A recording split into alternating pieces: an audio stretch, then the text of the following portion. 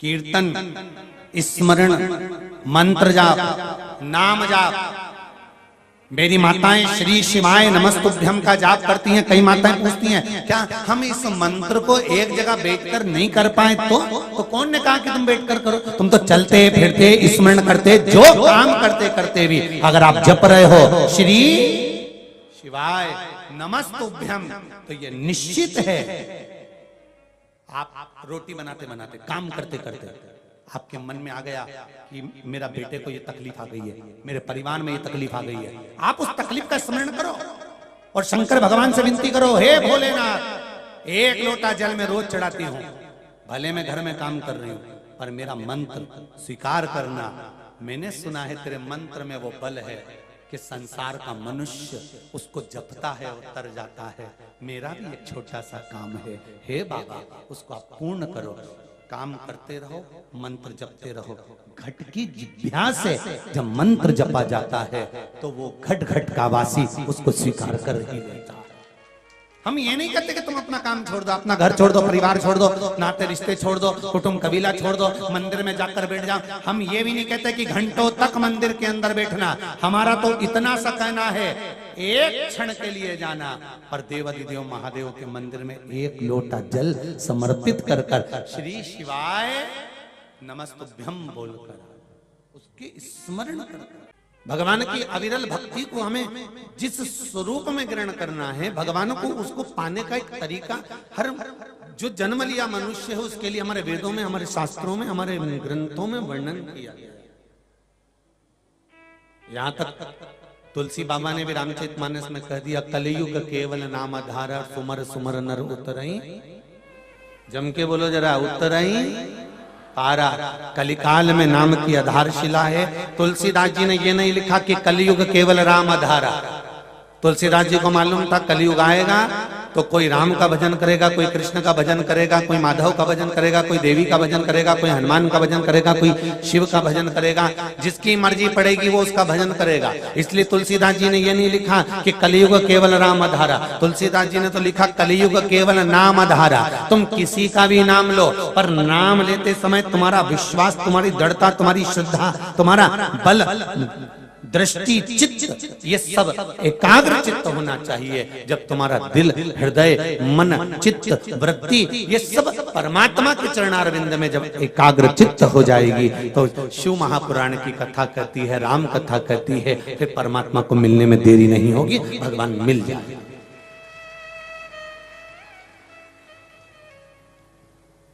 भगवान को मिलने में देरी नहीं होगी। शिव महापुराण के प्रारंभ में देवराज ब्राह्मण का चरित्र आता है।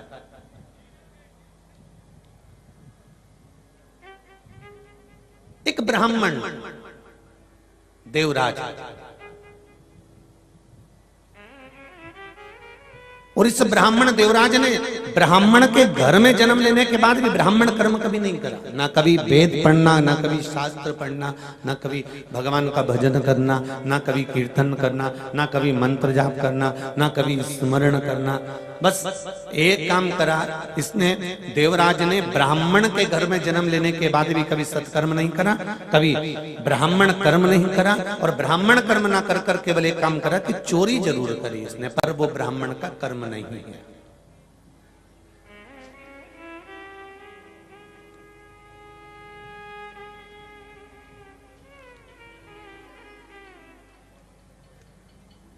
ब्राह्मण का कर्म है शास्त्र पढ़ना, शास्त्र सुनाना।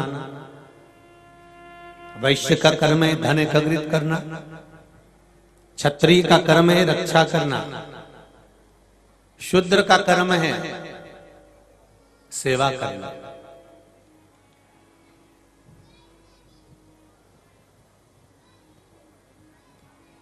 और कितना सुंदर कहा है, ध्यान देने वाला अगर जिंदगी के इन पहलुओं पर ध्यान दे दे तो जीवन की सार्थकता हो जाए। ये जो शिव महापुराण की जो पोथी रखी हुई है, इसके 4 पाए हैं, इस चौकी के, इस पाटे के, इस चौरंग के।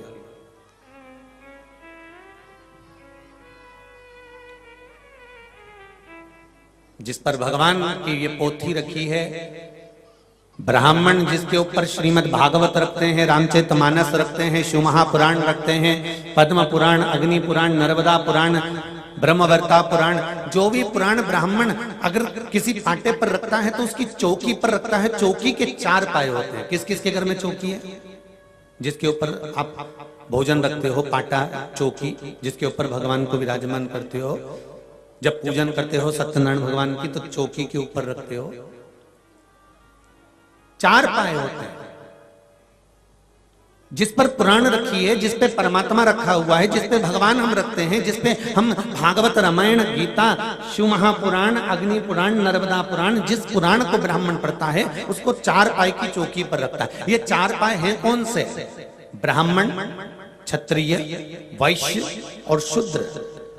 ये 4 पाए के 4 वर्ण के 4 पाए हैं जिसके ऊपर ये शिव पुराण, ये रामायण, ये भागवत रखी हुई है। शिव महापुराण की कथा कहती है एक पाया भी अगर इसमें से टूट जाता है तो पुराण उस पर नहीं रखाती है, क्योंकि पुराण रखेंगे तो वो गिर जाएगी। उसी तरह हमारे सनातन धर्म के ये 4 वर्ण, 4 पहलू, 4 सुख देने वाले हैं। एक ब्राह्मण, दूसरा क्षत्रिय, तीसरा वैश्य और चौथा शूद्र। अगर ये 4 वर्ण के 4 पाए मजबूत हैं सनातन धर्म के, तो ये शास्त्र कहता है कि फिर सनातन धर्म कभी नहीं गिर सकता, वो अग्रणी ही रह सकता, वो अग्रणी ही रहेगा, उसको कोई गिरा नहीं सकता।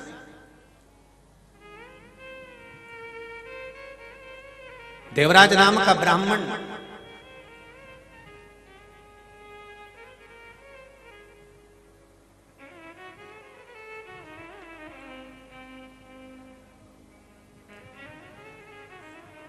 चोरी का धन लेकर शंकर भगवान के मंदिर में प्रवेश कर गया, क्योंकि उसके शरीर में ताप हो रहा था।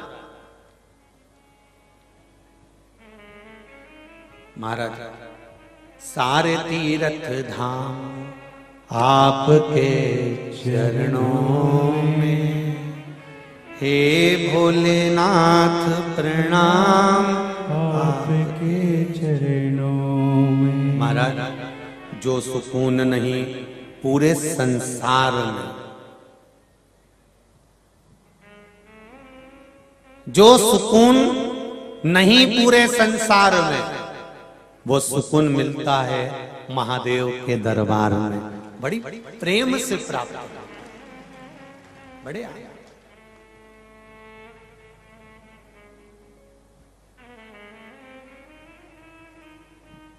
चोरी करने वाला देवराज अगर धन की चोरी कर कर लेकर जा रहा है और उसके शरीर में अगर तपन हो रही है, उसके शरीर में अगर कुछ बेकार लग रहा है, उसके शरीर में ताप पड़ रहा है, उसके शरीर में बुखार आ रहा है, उसके शरीर में कष्ट है, तो देवराज अगर कहीं गया तो कितनी सारी जगह थी देवराज को छुपने के लिए, कहीं दूसरी जगह चले जाता, पर नहीं, अगर देवराज गया तो महादेव के चरणों में गया, शिव मंदिर में गया। और आपको भी पहले कथा में कहा, आज फिर कह रहा है, जीवन में अगर कष्ट हो, दुख हो, तकलीफ हो, शरीर में, परिवार में अगर कुछ भी समस्या है तो सारी समस्या का हल एक लोटा जल, बस सारी समस्या का हल हो जाएगा। ना कोई बाबा जोगी के चक्कर में पड़ना है, ना कहीं झाड़ फूक के चक्कर में पड़ना है, ना कहीं बभोता भभूति के चक्कर में पड़ना है। अपने को तो एक के चक्कर में पड़ना है जो शमशान में अखंड ध्वनि रमा कर बैठा हुआ है। कौन है वो? देव अधिदेव महादेव। परिवार वाले भी आग लगाकर चले जाएंगे, जब मरोगे शमशान में अकेला छोड़ के आग लगा के चले जाएंगे। कौन आएगा रात को तुमसे बात करने के लिए? परिवार वालों से कह देना जब मैं मरूं तो मेरा हैंड सेट चिता पे धर देना। हो रखेगा कोई?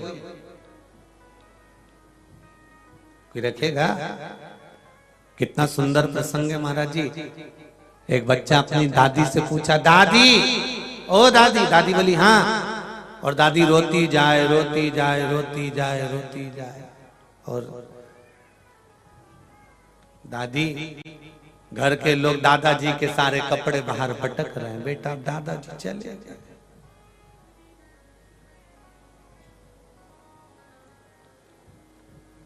जिस पे मरे गादी भी फेंक दी, जिस कपड़े को पहनकर मरे वो कपड़ा भी फेंक दिया। तो पोता ने दादी से कहा, दादी, दादा की सोने की चेन पड़ी है, वो भी तो फेंक दो। दादी सिर पे पल्लू रख के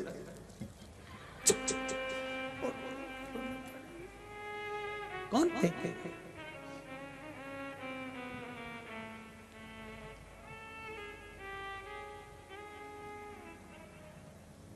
अच्छा, एक बात आपसे पूछें, सागर वालों, हमने सुना है सागर के लोग जवाब बढ़िया शानदार तरीके से देते हैं।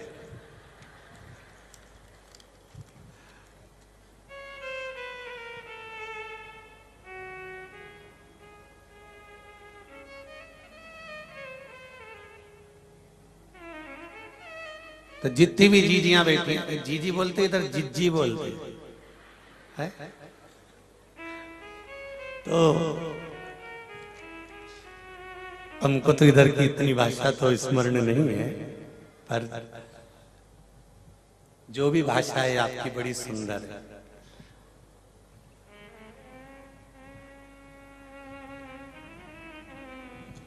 एक बात आपसे पूछना चाहेंगे,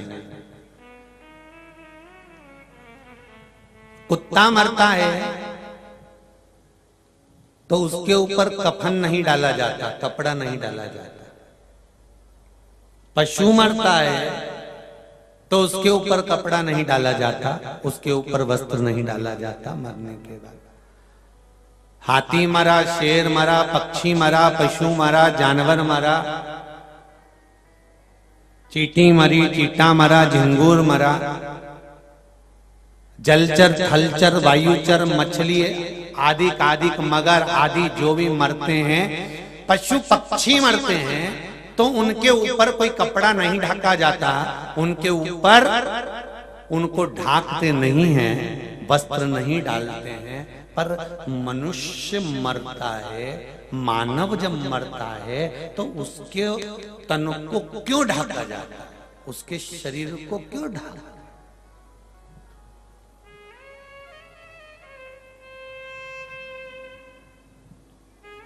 काय जी सही। तो एक पशु मरा, एक पक्षी मरा, एक जानवर मरा, एक जलचर, थलचर, वायुचर जीव मरा, उसके तन को नहीं ढका गया, वो पड़ा है, पड़ा हुआ, उसके तन को कोई ढकता नहीं है, वो पड़ा है जहां पड़ा हुआ है। पर अगर मानव अगर मरता है, मनुष्य यदि मरता है, तो उसके तन को ढाक दिया जाता है। किस लिए? क्योंकि शिव महापुराण की कथा कहती है, मनुष्य इतने अवगुण करता है, इतने पाप करता है, इतना झूठ, प्रपंच, छल, कपट, बेईमानी करता है कि मरने के बाद इसके तन पर कपड़ा इसलिए ढाका जाता है कि इसकी सारी बुराई ढक के चल जाए। पशु, पक्षी, जानवर, जलचर, थलचर, ये झूठ नहीं बोलते।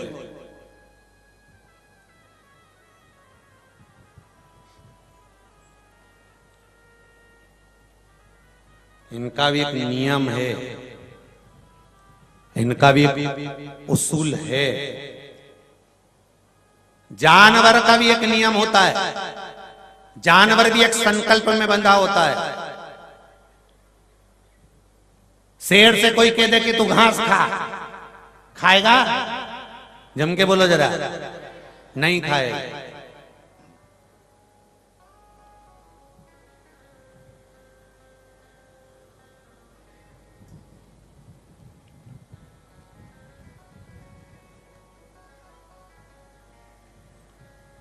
हाथी से कोई कह दे, बकरी से कोई कह दे कि तुम मांस का भक्षण करो, करेगी नहीं। जानवर का भी एक असूल होता है कि मांसाहारी मांस का ही भक्षण करता है, शाकाहारी शाकाहार का ही भक्षण करता है। पर जानवर का एक संकल्प और एक उसूल होता है कि वो अपने नियम से चलता है कि मैं मांसाहारी हूं तो मांस खाऊंगा, मैं शाकाहारी हूं तो शाकाहारी की वस्तु ही खाऊंगा। परंतु संसार में जन्म लेने वाला यह मनुष्य कोई संकल्प और इसका कोई उसूल नहीं होता। ये तो जहां कभी इसमें घुस जाता है, कभी इसमें घुस जाता है। भोजन करते करते कभी मांसाहारी बन जाए और मांसाहार करते करते कब शाकाहारी बन जाए, इसका कोई उसूल नहीं है। समझ लेना कि जानवर भी अपने नियम से चलता है, पशु भी अपने नियम से चलता है, पक्षी भी अपने नियम से चलता है। पर नियम को अगर भंग करना जानता है तो केवल एक मनुष्य ही जानता है कि कब कौन से नियम को तोड़ना। और हम कहते हैं हम समझदार हैं, हम कहते हैं हम असूल प्रधान हैं, हम कहते हैं कि हमें एक प्रबलता है, हमें एक संकल्प की प्रबलता है, हम अपने नियम पर चले। माता के गर्भ से जन्म हुआ, दोनों मुष्टिकाएं बंद थी माता के गर्भ से, दोनों मुष्टिकाएं बंद, गर्भ में उल्टे लटके हुए थे और प्रतिज्ञा कर रहे थे दोनों मुष्टिकाओं को बांधकर, माता के गर्भ से मुझे बाहर निकाल दो, मैं भजन करूंगा भजन करूंगा भजन करूंगा। जैसे ही माता के गर्भ से बाहर निकले, मैं भोजन करूंगा भोजन करूंगा भोजन करूंगा, भजन गायब हो गया, भोजन चालू हो गया। कितना बड़ा संकल्प लेकर हमारा जन्म हुआ था, कितने बड़े संकल्प के अनुकूल हमारा जन्म हुआ था कि हम मृत्यु लोक में आएंगे तो भजन करेंगे, कीर्तन करेंगे, स्मरण करेंगे, मंत्र जाप करेंगे, नाम जाप करेंगे। हम जन्म लेने के बाद में भगवान की भक्ति में डूबेंगे, पर हम डूबे कहां हैं?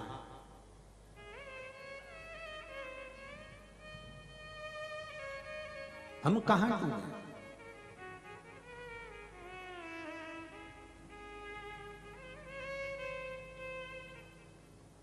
हम उस शिव भक्ति से दूर हैं, हम उस अविरल भक्ति से दूर हैं।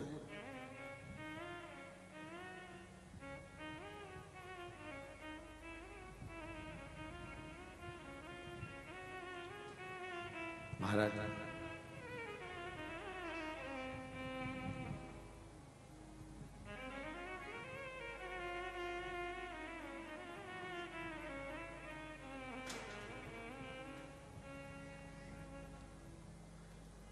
एक तेरे ही भरोसे ओ भोले, तेरे ही भरोसे।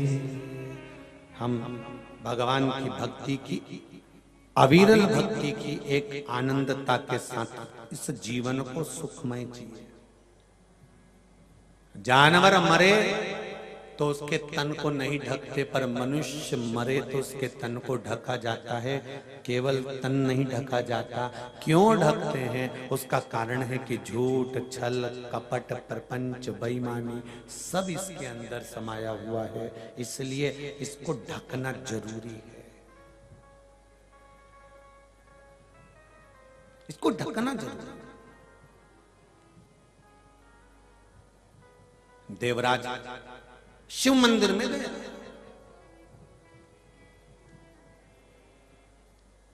आप कहां जा रहे हैं, आप कहां बैठ रहे हैं, आप कहां पहुंच रहे हैं, इसमें आपको स्मरण होना चाहिए।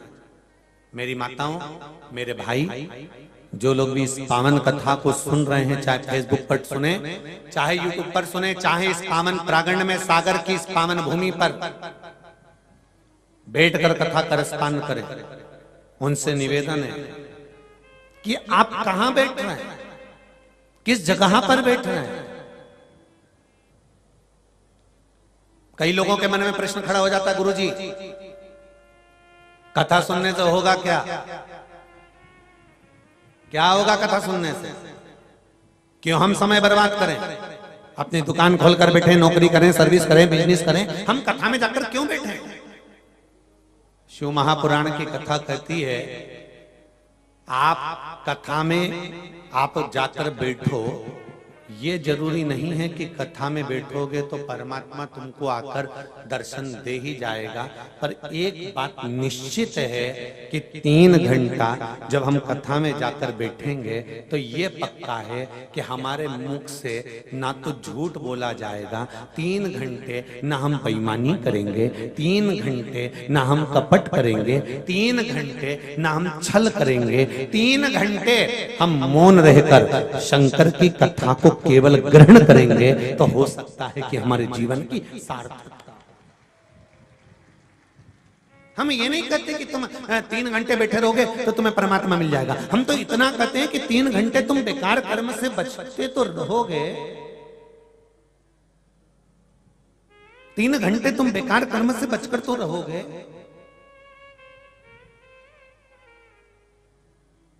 और यदि थोड़ा बहुत समय भी अगर आपका भगवान की अविरल भक्ति में लगा है, और बहुत ध्यान से सुनना महाराज, इतने दूर से सागर से पटकुई तक तुम अगर ऑटो में बैठकर, गाड़ी में बैठकर, मोटरसाइकिल पर, साइकिल पर, स्कूटर पर, स्कूटी पर बैठकर अगर यहाँ तक आए हो तो एक दिन नंदी पर बैठकर, गरुण पर बैठकर वो भी तो वहां तक जाएगा, वो भी तो पहुंचेगा कि नहीं पहुंचेगा।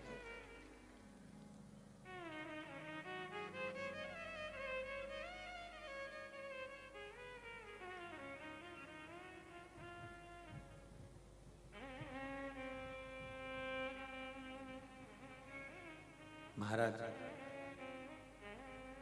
कभी ना कभी आएगा जरूर और दर्शन देगा, देगा। मैं तो बैठी थी गंगा किनारे, मैं तो बैठी थी गंगा किनारे,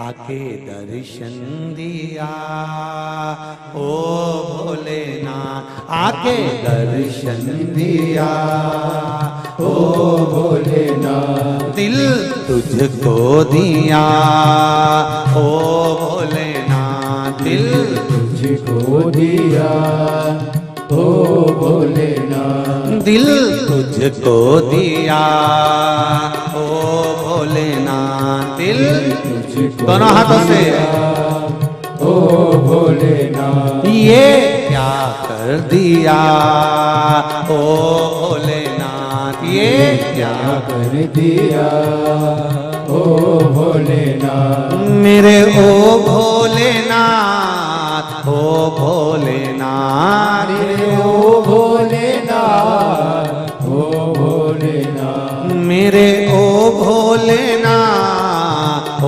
भोलेनाथ, मेरे ओ भोलेनाथ, ओ भोलेनाथ, दिल तुझको दिया ओ भोलेनाथ, दिल तुझको दिया ओ भोलेनाथ। जय हो।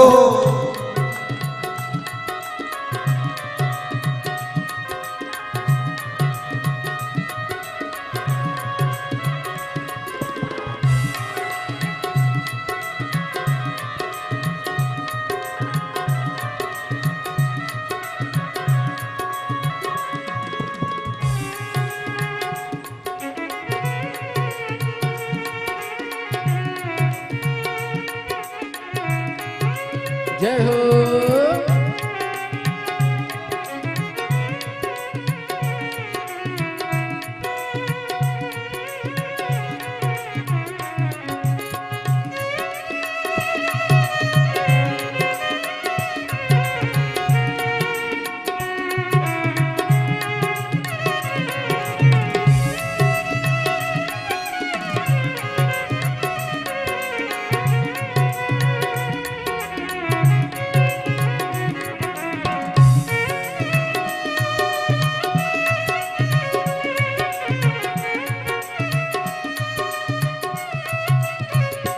तेरे चरणों में ध्यान लगाया, तेरे चरणों में ध्यान लगाया, तेरे चरणों में ध्यान लगाया, तेरे चरणों में ध्यान लगाया, तेरे चरणों में ध्यान लगाया, तेरे चरणों में ध्यान लगाया, तेरे चरणों में ध्यान लगाया, तेरे चरणों में ध्यान लगाया। मुझे अपना लिया ओ भोलेनाथ, मुझे अपना लिया ओ भोलेनाथ, दिल तुझको दिया ओ भोलेनाथ, दिल तुझको दिया ओ भोलेनाथ, मेरे ओ भोलेनाथ, ओ भोलेनाथ, मेरे ओ भोलेनाथ, ओ भोलेनाथ, मेरे ओ भोलेनाथ, ओ भोलेनाथ, मेरे ओ भोलेनाथ, ओ भोलेनाथ, दिल तुझको दिया ओ भोलेनाथ, दिल तुझको दिया ओ भोलेनाथ। जय हो।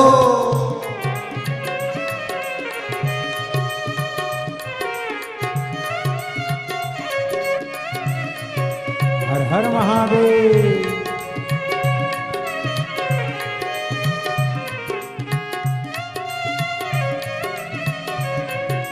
हरि बोल।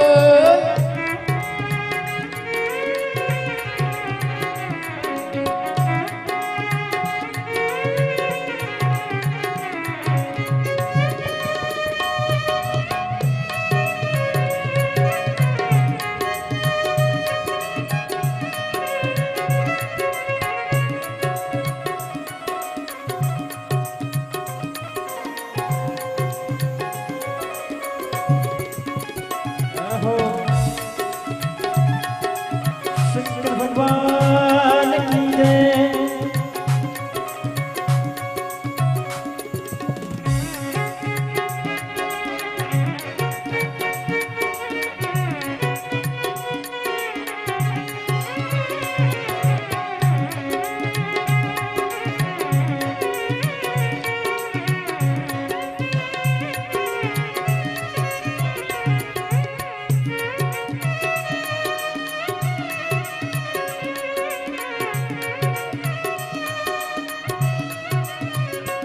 तेरे चरणों में ध्यान लगाया, तेरे चरणों में ध्यान लगाया, तेरे चरणों में ध्यान लगाया, तेरे चरणों में ध्यान लगाया, तेरे चरणों में ध्यान लगाया, तेरे चरणों में ध्यान लगाया, तेरे चरणों में ध्यान लगाया, तेरे चरणों में ध्यान लगाया। मुझे अपना लिया ओ भोलेनाथ, मुझे अपना लिया ओ भोलेनाथ, दिल तुझको दिया ओ भोलेनाथ, दिल तुझको दिया ओ भोलेनाथ, मेरे ओ भोलेनाथ, ओ भोलेनाथ, मेरे ओ भोलेनाथ, ओ भोलेनाथ, मेरे ओ भोलेनाथ, ओ भोलेनाथ, मेरे ओ भोलेनाथ, ओ भोलेनाथ, दिल तुझको दिया ओ भोलेनाथ, दिल तुझको दिया ओ भोलेनाथ, ये क्या कर दिया ओ भोलेनाथ, ये क्या कर दिया ओ भोलेनाथ। जय हो।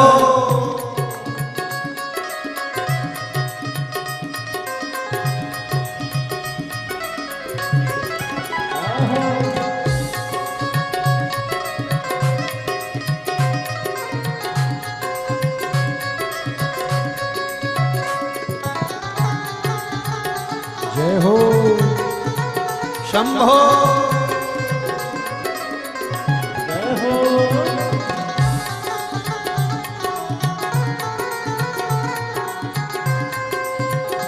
दूसरे नंबर के पंडाल में जितने लोग बैठे हैं दोनों हाथ उठाकर बड़े प्रेम से ताली से बजाते हैं।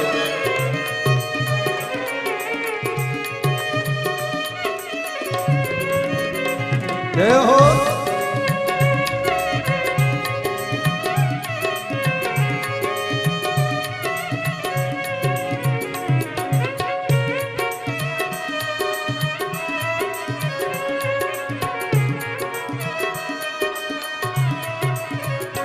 मैं तो बैठी थी गंगा किनारे, मैं तो बैठी थी गंगा किनारे, मैं तो बैठी थी गंगा किनारे, मैं तो बैठी थी गंगा किनारे, मैं तो बैठी थी गंगा किनारे, मैं तो बैठी थी गंगा किनारे, मैं तो बैठी थी गंगा किनारे, मैं तो बैठी थी गंगा किनारे।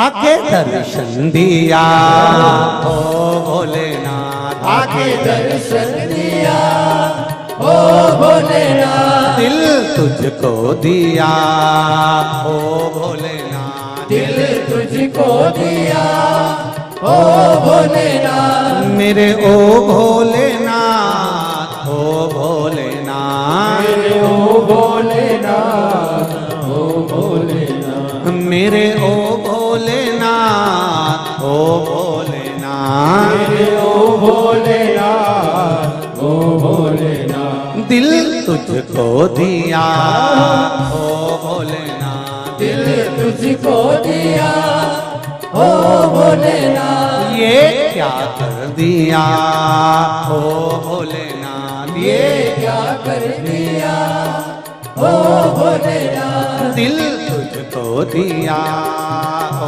भोलेनाथ, दिल तुझको दिया ओ भोलेनाथ, ये क्या कर दिया ओ भोलेनाथ, ये क्या कर दिया ओ भोलेनाथ। हार हार महादेव भगवान शिव की कथा कर रहे हैं।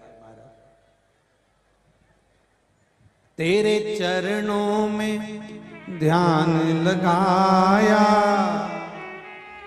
तेरे चरणों में ध्यान लगाया, मुझे अपना लिया ओ भोलेनाथ, मुझे अपना लिया ओ भोलेनाथ, दिल तुझको दिया ओ भोलेनाथ।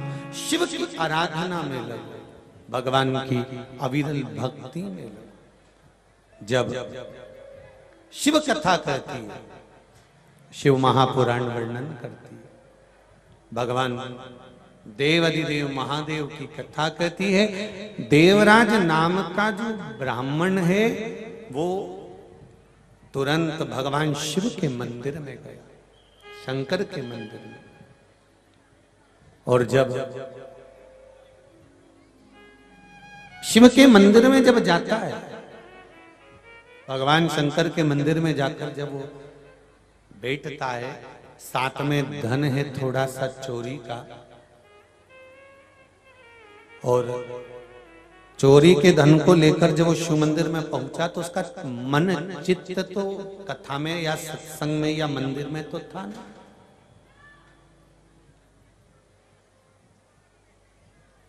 कथा में देखो, शरीर को लेकर कथा में चले जाना सरल है, पर मन को कथा में लगाना कठिन है। एक बात आप लोगों से कहेंगे, बहुत दूर दूर से अपना घर छोड़कर ऑटो में 10-20 रुपए लगाकर आप यहाँ पहुंचते हो, तो कथा बड़े ध्यान से सुनना, जिससे 7 दिन की जब कथा सुन लो, जिस कामना से सुन लो, तो 3 महीने में बाबा आपकी मनोकामना पूर्ण कर दे। हृदय लगाकर सुनो।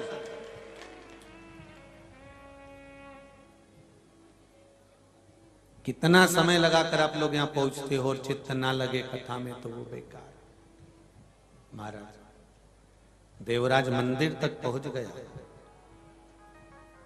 पर शिव मंदिर में पहुंचने के बाद में देवराज की चित्तवृत्ति भगवान में नहीं है, उसके शरीर में ताप बढ़ रहा है। शरीर में जब रोग होता है, शरीर में जब कष्ट होता है, व्यक्ति, तुम किसी के शरीर में कष्ट है और तुम उसको समझाओ, बहलाओ, फुसलाओ तो उसके समझ में नहीं आता।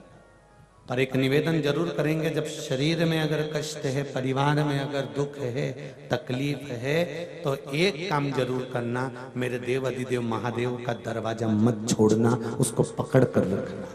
मेरे शिव का द्वार, शंकर की चौखट, शंकर का द्वार पकड़ कर रखना। देखो एक पत्र आया है, बड़ा सुंदर।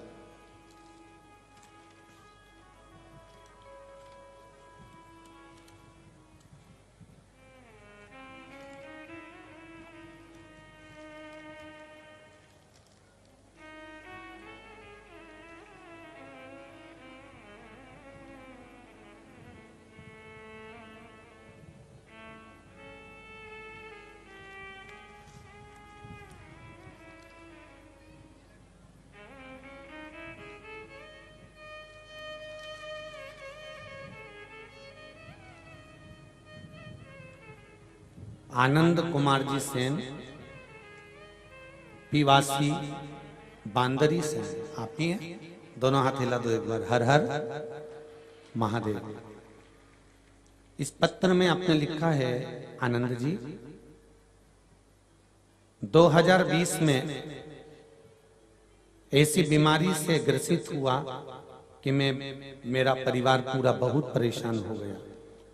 मैंने लगभग 2 लाख रुपए खर्च किए और वो ऑपरेशन करवाने का फिर भी आराम नहीं लग रहा था। आपकी शिव महापुराण चालू किया, मेरी बहन और पत्नी पशुपति व्रत करना प्रारंभ करा। गुरुदेव 2 व्रत किए, नागपुर में इलाज किया, ऑपरेशन हुआ, पर आराम नहीं था। बाद में जब पशुपति व्रत प्रारंभ किया, सैंपल के लिए 15 दिन में रिपोर्ट आना थी, और वो रिपोर्ट बाबा देव अधिदेव महादेव की कृपा से पूरे जो चांस थे, तकलीफ थी, कष्ट था, बाबा ने हर लिया और मेरी जो रिपोर्ट आई वो एकदम नॉर्मल आई और मैं ठीक हो गया। इतनी बड़ी बीमारी हो गई थी गुरुदेव,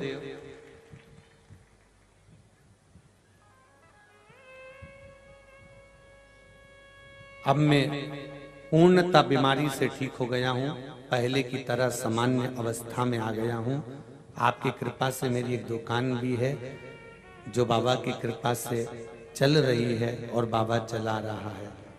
बाबा को बहुत बहुत धन्यवाद देने के लिए मैं इस पावन कथा में पहुंचा हूं, केवल धन्यवाद देने के लिए। हर हर महादेव। बैठी आनंद जी, बाबा ने आपको ठीक करा, इतनी बड़ी बीमारी आपको हो गई। आपने लिखा है कैंसर जैसे सैंपल लेकर नागपुर से जब जांच गई, डॉक्टरों ने कह दिया था कि कैंसर ही है, पर पत्नी और बहन ने पशुपति व्रत करा और कहा जांच में आना नहीं चाहिए, और वही हुआ। आखिरी में जांच में कैंसर नहीं आया। ये शिव की कृपा। बैठी आनंद जी, आपकी पत्नी और बहन आए हुए हैं? अच्छा आप ही हैं। श्री शिवाय नमस्तुभ्यम। अब तो खुश होइए, बाबा ने बड़ी कृपा कर दी है। हर हर महादेव। विराजिए। एक पत्र और बड़ा सुंदर आया है, उसको भी सुन लीजिए।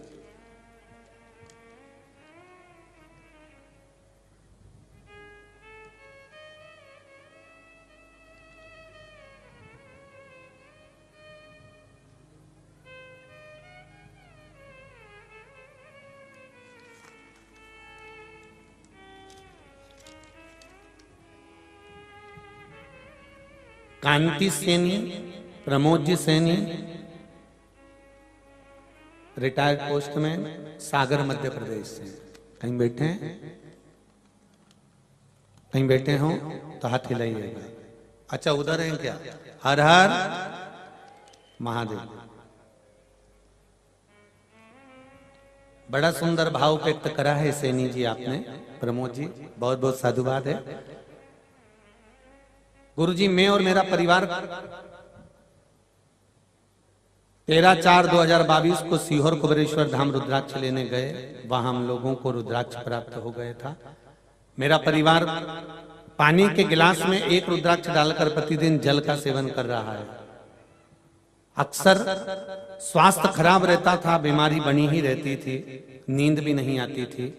बाबा देवोदिदेव की कृपा से जब से हमने, और शक्कर का जो लेवल है, शुगर जो थी वो भी ऊपर नीचे हो रही थी, जब से रुद्राक्ष का जल पीना प्रारंभ करा तब से शक्कर भी लेवल में है, बीमारी भी लेवल में है, और नींद भी बाबा की कृपा से खूब आ रही है, और बाबा कृपा करता है। हर हर महादेव। सैनी जी, धर्मपत्नी आई है साथ में आपके? अच्छा, उधर बैठे हुए हैं, ठीक है ठीक है, बहुत बहुत साधुवाद। हर हर। विराजिए विराजिए, बैठिए। श्री शिवाय। शिव कृपा है।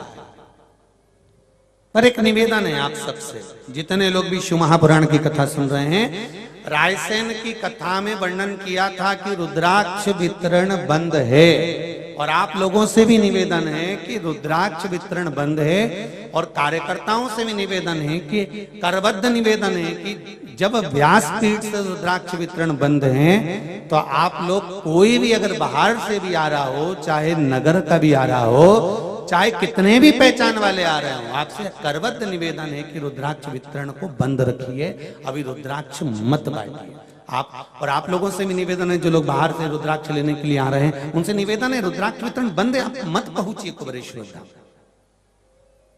दर्शन करना हो बाबा के तो पहुंचो, कंकर शंकर है, आप उसका स्मरण करना हो तो पहुंचे, पर रुद्राक्ष लेने के लिए नहीं, क्योंकि गर्मी बहुत है। इतनी व्यवस्थाएं गर्मी में करना, वो तो ये केसरवानी परिवार और आप सब लोग इस पावन कथा का रसतत्व ग्रहण कर रहे हो, तो यहाँ तो आप लोगों ने खूब गर्मी के हिसाब से ने पंखा और ये फुहारा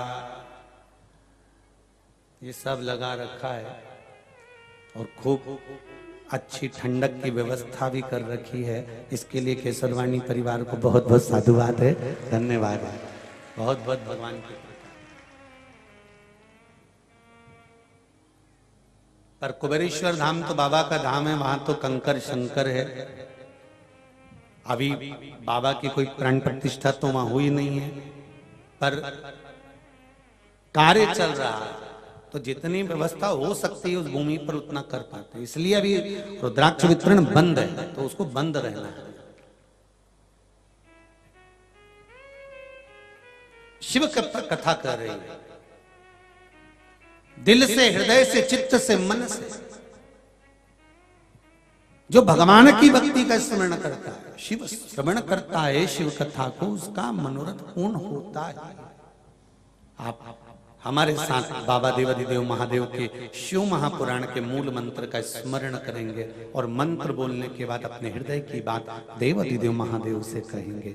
श्री शिवाय नमस्तुभ्यं। श्री शिवाय नमस्तुभ्यं। श्री शिवाय नमस्तुभ्यं। श्री शिवाय नमस्तुभ्यं। श्री शिवाय नमस्तुभ्यं। शंभो शरणे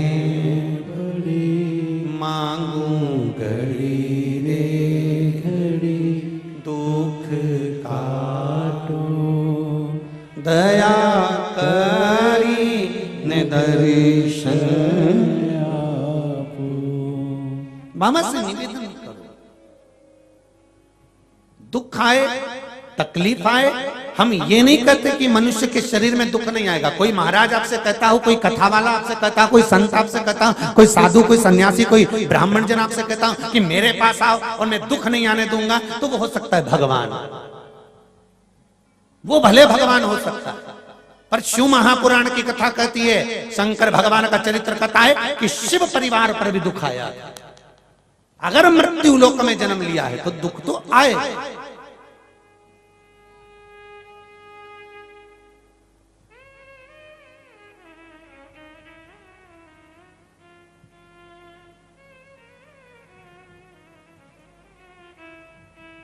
दतिया तुम्हारे पास में ही होगा, जहां पे धुमावती माता बैठी है।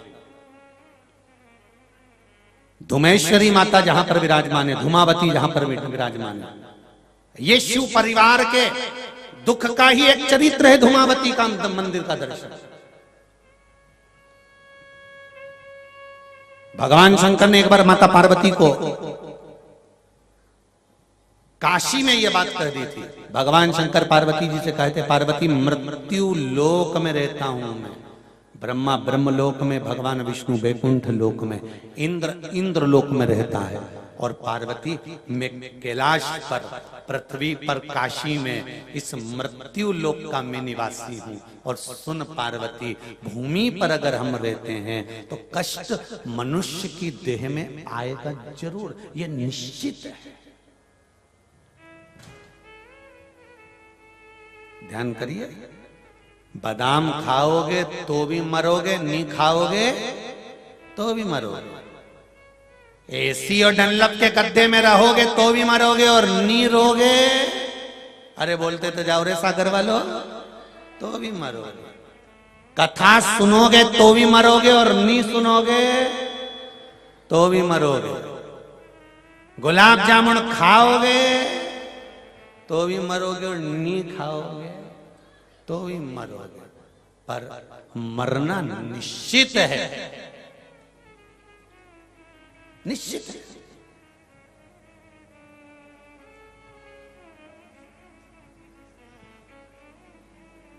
डर कर मरो चाहे वीर बनकर मरो, मृत्यु तो निश्चित है, पर इन दोनों में कौन सी मृत्यु श्रेष्ठ है? डर कर मरना कि वीर बनकर मरना? वीर बनकर मरना तो है, निश्चित है।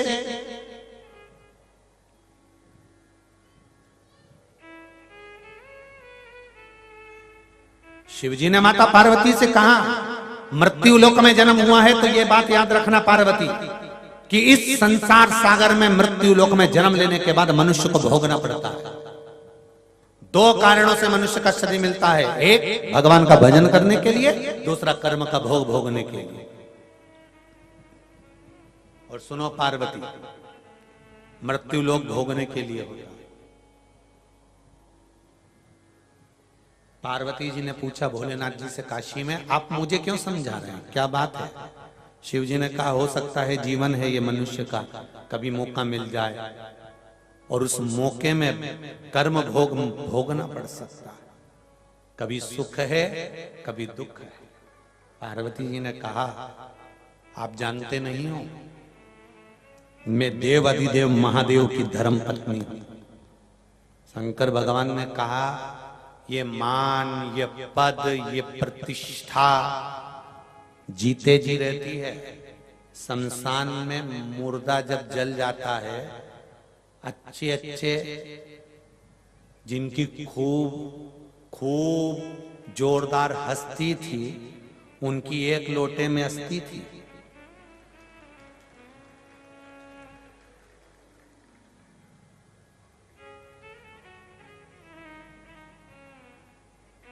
कितनी? अरे जम के तो बोलो, एक लोटे से ज्यादा थी भी नहीं रे, छाट छाट के बटोरी है। शमशान में तीसरे के दिन जाते हैं राख समेटने, तो बटोरते छाट छाट के, फावड़े से, दांत मिले लोटा में रखी है, उंगली की हड्डी है रख, खोपड़िया है रख लो, फेफड़ा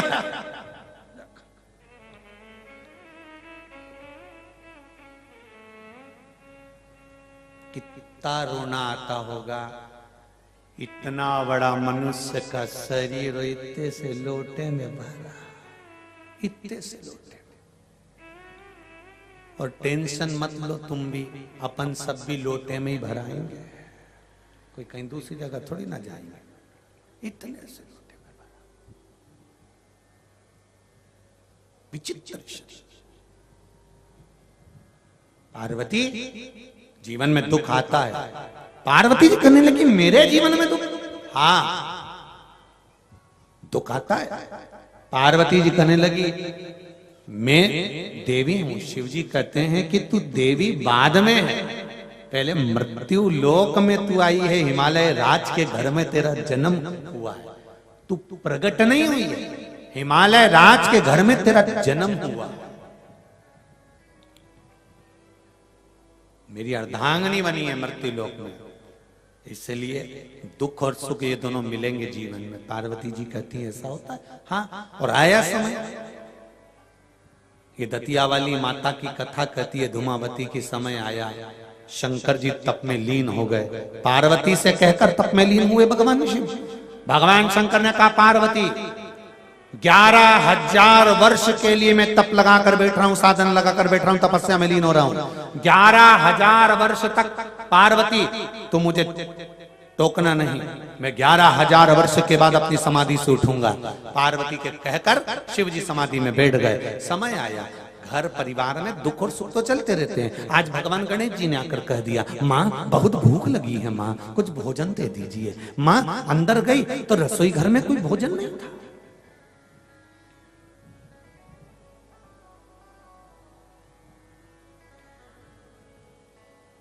क्योंकि ये लीला शिवजी कर रहे हैं। रसोई घर में कोई भोजन नहीं था। थोड़ी देर बाद में कार्तिकेय जी आ गए। कार्तिकेय जी ने आकर कहा माँ माँ बहुत भूख लगी है। माँ ने अंदर जाकर देखा तो भोजन नहीं था। अशोक सुंदरी दौड़कर आई, माँ भूख लगी है। अशोक सुंदरी को भी भोजन नहीं मिला। माता पार्वती की आंख में आंसू भर गए। मेरे बच्चे आज बिलख रहे हैं, मेरे बच्चे आज रो रहे हैं, मेरे बच्चों को आज दुख है, भूख लग रही है, भोजन नहीं है। बड़ा माता पार्वती को दुख हुआ तो माता पार्वती किससे कहे?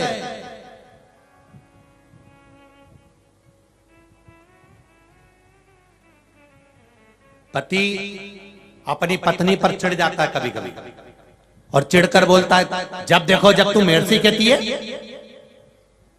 तो पति से पत्नी कहती है तुम बता दो कि मैं तुमसे नहीं कहूं तो फिर किससे कहूं? बोलो री जी सही है कि गलत है? और अगर मैं अपने दिल की बात दूसरे से कहूंगी फिर तुमको काली वाली मिर्ची नहीं लगना चाहिए।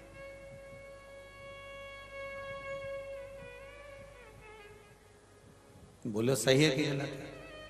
अगर पत्नी पति से नहीं कहेगी तो किससे कहेगी? और अगर आप मेरी नहीं सुनेंगे तुम कौन सुनेगा? किससे कहूं मैं?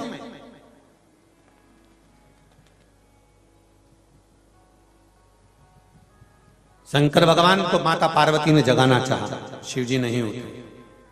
जल चढ़ाया, शिवजी नहीं उठे। बेलपत्र समर्पित करी, शिवजी नहीं उठे। बार बार प्रयास किया, बाबा देव अधिदेव महादेव नहीं उठे। क्रोध आ गया मां। अन्न घर में नहीं, भोजन नहीं घर में। मां ने सोचा मेरे बच्चों को मैं अगर इस स्तनों में दूध आता तो मैं अपने बच्चों को पिला देती, पर इस स्तनों में दूध भी नहीं, क्या करूं मैं? मां शंकर भगवान को उठाई माता पार्वती और शिव जी को उठाकर माता पार्वती शंकर भगवान को निगल गई।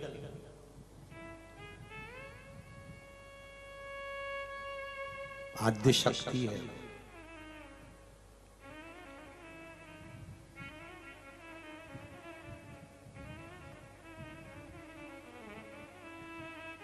आद्य शक्ति है। शिव को निगल गई, शंकर भगवान को निगली और निगलते से ही माता पार्वती के स्तनों में से दूध बहने लगा। गणेश जी कार्तिक अशोक सुंदरी पीकर पेट भर लिए। मां अब हमारा पेट भरा गया।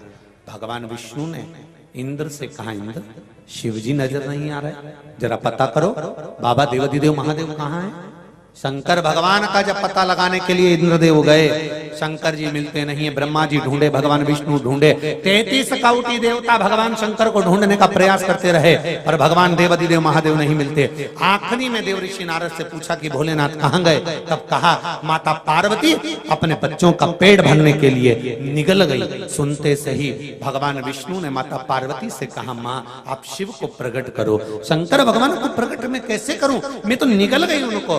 ब्रह्मा जी ने कहा, माँ आप कैसे भी उनको प्रकट करो। तब माता पार्वती ने अपने मुख से, नासिका से धुएं के रूप में भगवान शंकर को प्रकट करा, तो माता पार्वती का नाम धूमावती हो गया। शिव जी का एक नाम धूमवान पड़ गया, माता जी का नाम क्या पड़ गया? जम के बोलो जरा, धूमावती माता पड़ गया। शंकर भगवान सामने आ गए और आते से पार्वती ने जब उनके चरणों को प्रणाम करा, शिवजी ने कहा, पार्वती सुन, थोड़ी देर के लिए तू अपने पति को निगल गई थी, थोड़ी देर तेरा पति नहीं था, इसलिए तेरी मांग में सिंदूर नहीं होगा, तेरे माथे पर बिंदी नहीं होगी, तेरी पाँव में बिछुड़ी नहीं होगी, तेरे गले में उस समय पर मंगल सूत्र नहीं होगा। तू धूमावती बन गई थी, अपने पति को निगल गई थी, इसलिए इस स्वरूप में तेरी ना तो मांग भरी होगी, ना बिंदी लगी होगी, ना चूड़ी होगी, ना पाँव में बिछुड़ी, ना गले में मंगल सूत्र होगा। माता पार्वती की ये मूर्ति का दर्शन इसलिए आज भी सौभाग्यवती माताएं धूमावती माता का दर्शन नहीं करती हैं। पर्दा लगा होता है, पुरुष मंदिर के अंदर जाते हैं, माता को भोग लगाते हैं, प्रणाम करते हैं, वापस पर्दा बंद कर कर बाहर निकल जाते हैं, पर धूमावती का दर्शन सौभाग्यवती नारी नहीं करती है। क्यों? क्योंकि वो अपने पति को निगल गई थी कुछ देर।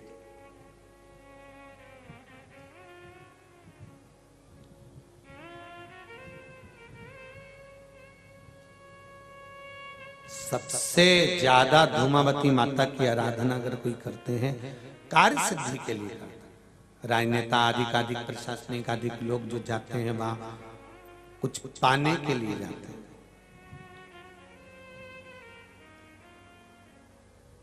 सुख है तो दुख भी है जीवन में। अगर आपके जीवन में अगर दुख है, तकलीफ है, कष्ट है, हम ये नहीं कहते कि आपके जीवन में दुख नहीं आएगा। कोई कहे तो हो सकता है वो भगवान हो, कि वो कह दे कि मैं सारा दुख, तुम्हारे पास दुख आएगा ही नहीं, तो वो हो सकता है भगवान हो। पर शिव महापुराण की कथा कर रही है, मृत्यु लोक में अगर जन्म लिया है, माता के गर्भ से अगर जन्मे हो, पृथ्वी पर अगर जन्म हुआ है, तो शिव महापुराण की कथा कहती है कि जीवन में दुख तो आएगा, सुख भी आएगा, पर घबराना नहीं है। एक काम करना कि जीवन में अगर रोग आए, बीमारी आए, तकलीफ आए, कष्ट आए, सारे दुख तकलीफें अगर जीवन में आ रही है, तो एक काम करना, शंकर के मंदिर में जाना मत छोड़ना, शिव का स्मरण करना मत छोड़ना। पंचाक्षर मंत्र नमः शिवाय, षडाक्षर मंत्र ओम नमः शिवाय, या फिर श्री शिवाय नमस्तुभ्यम, इस मूल मंत्र का जाप करते हुए अपने जीवन को निकालना। हो सकता है तेरे दुख कट कर। जैसे भैया जी बोले कि बीमारी इतनी बड़ी थी, डॉक्टर ने भी कह दिया था कि कैंसर होगा, निश्चित है कि कैंसर होगा, जांच भी पहुंच गई, पर तेरा ही दिया मैंने खाया पिया है, तेरा शुक्रिया है, तेरा शुक्रिया है। पर शिव की आराधना, भगवान शंकर की भक्ति और शिव की अविरल भक्ति जो धारण करता है, तो जीवन में दुख कटते चले जाता है। दुख मिटना, ये दुख को समाप्त करने का तरीका आपको आना चाहिए, केवल शिव का स्मरण।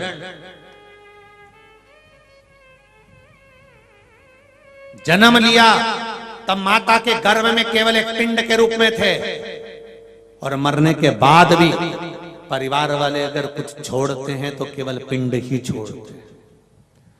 पिंड देकर पिंड छुड़ा लेंगे कौन?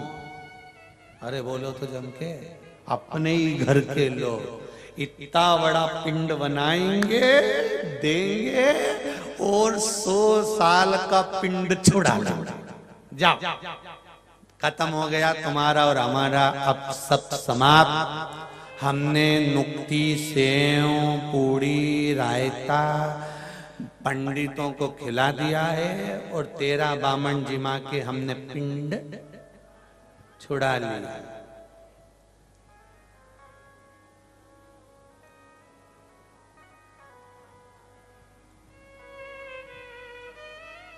इसीलिए बार बार कहते हैं मत बुरे कर्म कर बंदे वरना पछताएगा, भगवान की आंखों से तू बच नहीं पाएगा, तू बच नहीं पाएगा। अरे ओ अज्ञानी मत करना दानी, तेरे कर्म का फल भी तू ही पाएगा, जैसा किया तूने तेरे आगे आएगा।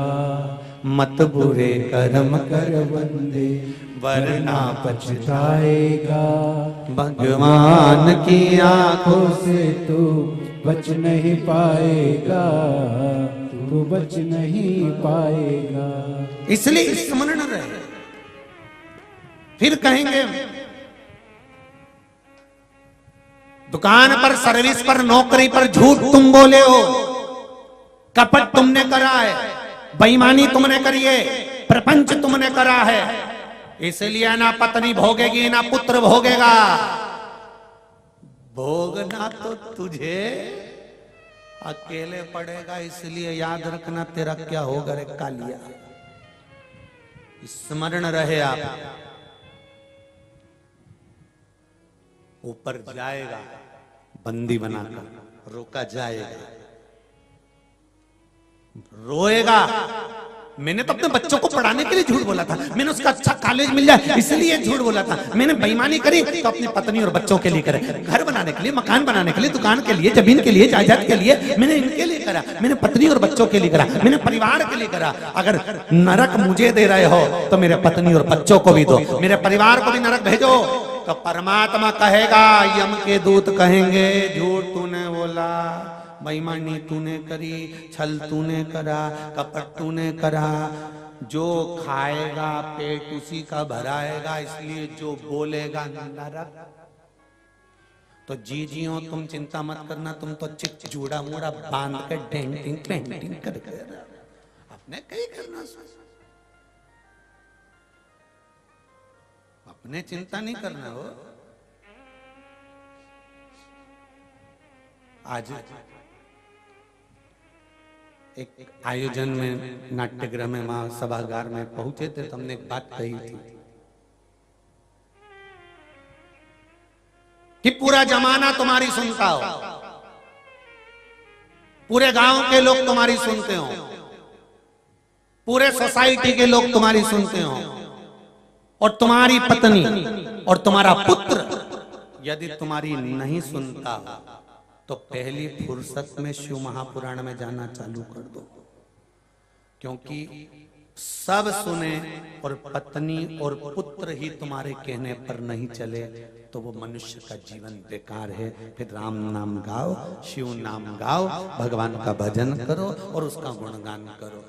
जब पत्नी और बच्चे ही तुम्हारा, दूसरे से कहा उसने सुन लिया, मोहल्ले वालों से कहा उसने सुन लिया, कॉलोनी वालों से कहा उसने सुन लिया, समाज के लोगों से कहा उसने सुन लिया, पूरे गांव के लोगों से कहा उसने सुन लिया, सब तुम्हारा कहना मानते हो और तुम्हारी पत्नी और तुम्हारा पुत्र अगर कहना नहीं मानता तो जीवन का सब बेकार है।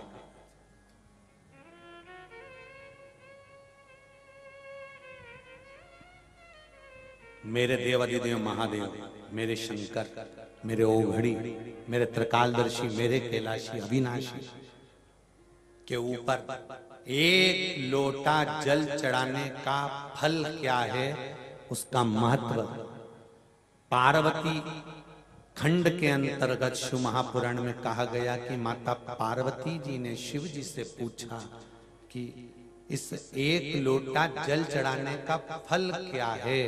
पार्वती जी ने जब पूछा तो शिव जी ने कहा, देवराज ब्राह्मण की कथा लोटा जल चढ़ाने का फल बताती है कि देवराज ब्राह्मण चोर था, चोरी करता था, धन चुरा कर लाता था, गलत कर्म में लगा रहता था, कभी उसने जीवन में अच्छा काम नहीं करा।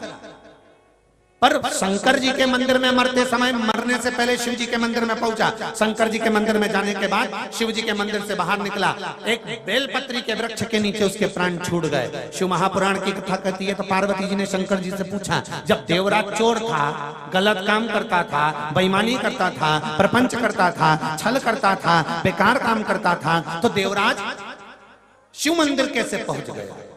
व्यक्ति अच्छा काम करता है तभी तो शिव महापुराण में पहुंचता है। जो बेकार काम करेगा तो शिव पुराण तक कैसे जाएगा, शिव मंदिर तक कैसे जाएगा? बेकार काम करने वाले को तो भगवान वैसे ही रोक देता है कि तू अच्छी जगह जाए मत।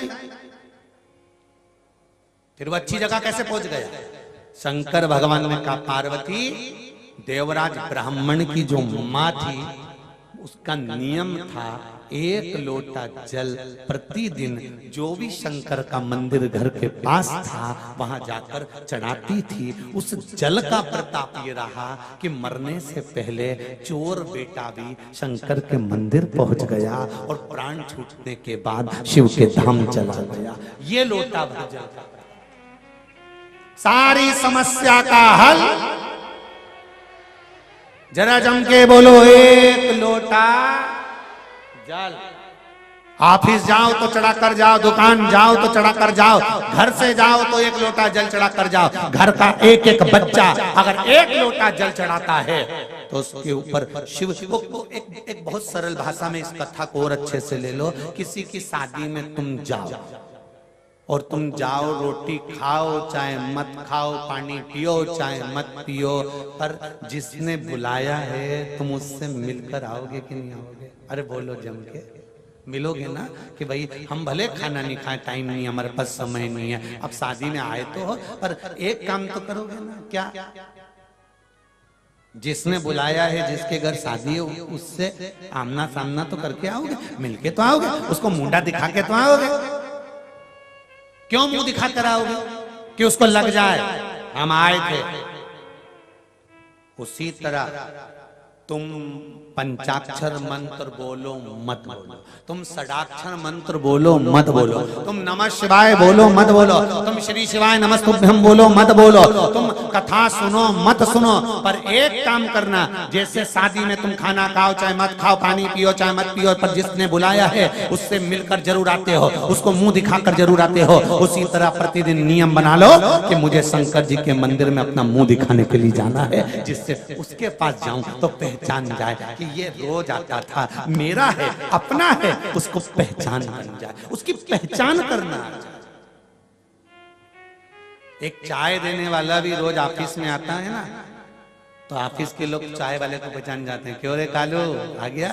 हाँ सर, 2 चाय 2 कट ले। फिर अगर 4-6 दिन तक कालू आया और एक दिन नहीं आए तो लोग, दूसरा व्यक्ति आ गया, चाय का ऑर्डर दिया और वो दूसरा आया, क्यों रे चाय तूने दूसरे से मंगवा ली क्या? नहीं वहीं से मंगवाई। तो कालू क्यों नहीं आया रे? कालू क्यों नहीं आया? क्या पता, उससे पूछा क्यों रे आज चाय लेके कालू क्यों नहीं आया? सर उसकी तबीयत खराब है। अच्छा इसलिए नहीं आया।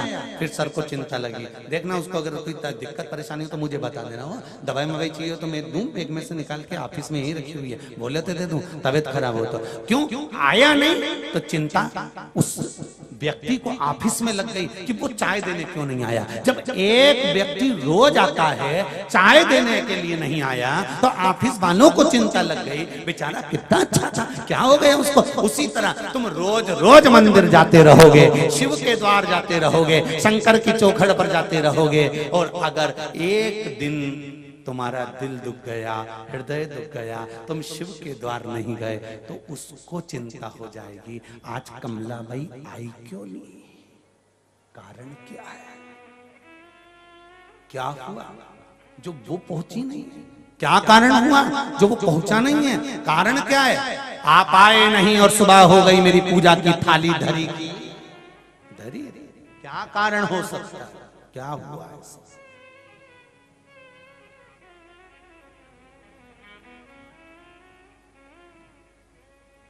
मेरे भोले तेरा सहारा है, मेरे भोले तेरा सहारा है, मेरी नैया का तो किनारा है, मेरी नैया का तो किनारा है।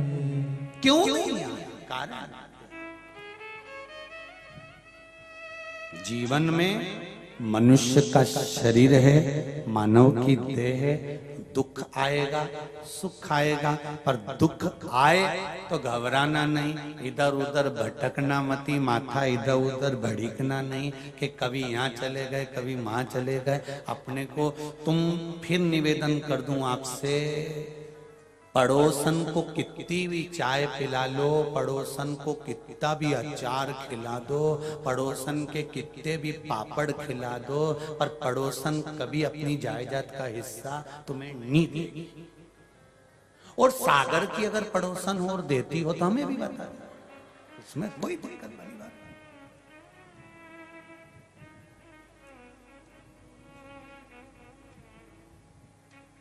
नहीं। ऐसी तुम्हारी अड़ोसन पड़ोसन जो जायदाद का हिस्सा देगी तुमको, तुम कितना भी अच्छे से चाय पिला लो, चाहे सिर पे पल्लू लगे धोख लगाई ना, कितने भी पड़ोसन की धोख लगा लो तो जायदाद का हिस्सा नहीं देगी। और सास भले तुम चाय पिलाओ मत पिलाओ, धोख लगाओ मत लगाओ, पूछो नहीं पूछो, फिर भी जब मरेगी ना, वो की जितनी रकम है ना, जितनी बहू है ना, 4 5 6 2 3 सब उन्हीं को मिलना, कोई दूसरे को नहीं मिलेगी कि सास दूसरे को दे देगी, नहीं। सास मरेगी तो उसका हिस्सा बहुओं को ही प्राप्त होगा। तुमने चाय पिलाई कि ना पिलाई, अच्छे से बोले कि ना बोले, प्रणाम करा कि ना करा, नमन करा कि नहीं करा, पर जायदाद का हिस्सा सास किसी को नहीं देगी, अपनी बहू को देगी। कई कई सास ऐसी मिलती भी हैं जो हमेशा कहती हैं कि गुरुजी मेरी बहू बड़ी बेकार है, बहुत अपशब्द बोलती, गुरुजी बहुत टेंशन देती है। तो हमने भी कह दिया एक काम कर, जितना भी तेरे पास है नहीं हरिद्वार में दिया जा। इतने में तो तुरंत पल्लू रख के बोलिए महाराज कहीं पागल समझ रखा मारे, ठेंगा नहीं दी। तो मैंने कहा फिर किसको देगी? बहू का छोरा बेचारा इतना मेरी सेवा करे, बहू के छोरे को दूंगी। तो मिला तो उसको कि दूसरे को मिल गया। पड़ोसन को कितनी भी चाय पिला लो, प्रणाम कर लो, नमन कर लो, वो जायदाद का हिस्सा नहीं देती, पर सास को पूछो ना पूछो पर हिस्सा सास ही देती है। उसी तरह ब्रह्मा ब्रह्म लोक में रहते हैं, भगवान विष्णु वैकुंठ लोक में रहते हैं, इंद्र इंद्र लोक में रहते हैं, सारे 33 कोटि देवता अपने अपने लोक में रहते हैं, पर मृत्यु लोक में रहता है तो मेरा देवाधिदेव महादेव रहता है। आप पूछो मत पूछो, जल चढ़ाओ चाहे मत चढ़ाओ, शंकर की कथा में जाओ चाहे मत जाओ, अंत समय में तो भी मेरा महादेव अपने गले तो तुमको लगा ही लेता है। आओ मेरे पास। इसलिए मरने के बाद व्यक्ति जब मरता है तो उसको कहीं वीआईपी होटल में ले जाकर अंतिम संस्कार नहीं करा जाता। कहां ले जाता? अच्छे तो बोलो, शमशान। घर तुम्हारी पसंद का होगा, घर में लगने वाला पत्थर तुम्हारी पसंद का होगा, घर में लगने वाला किचन तुम्हारी पसंद का होगा, पर मरने पर शमशान शंकर की पसंद का होगा कि कौन से मसान में जले जा। ये शिव पसंद करते हैं कौन सी जगह लेके जाना है इसको। मृत्यु उस जगह पर ले जाती है जहां पर आपको मरना है।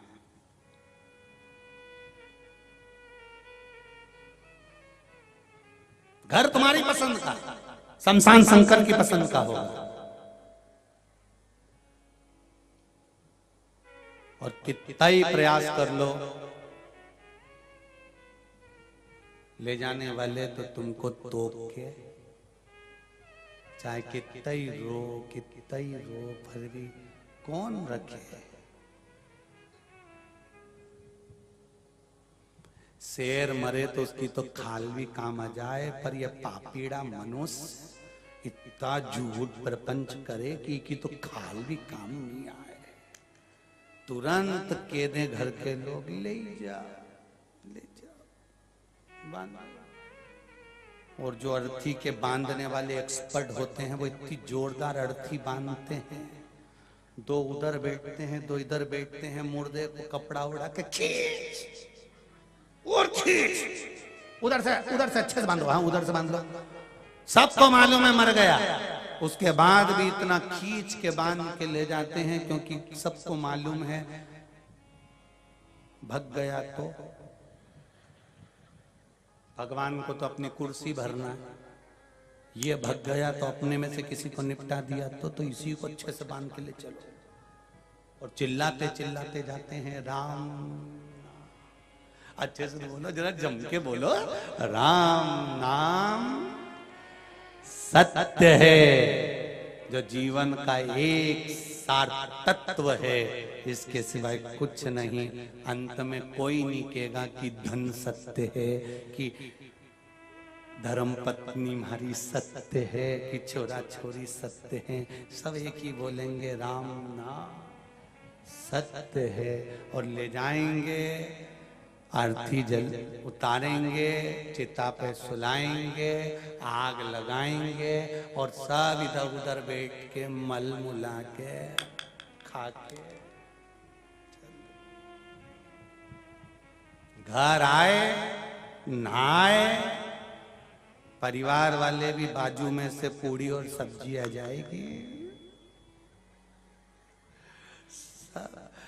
सिर से पल्लू रख रख के रोता रोता भी है, खाता जाएगा कहीं।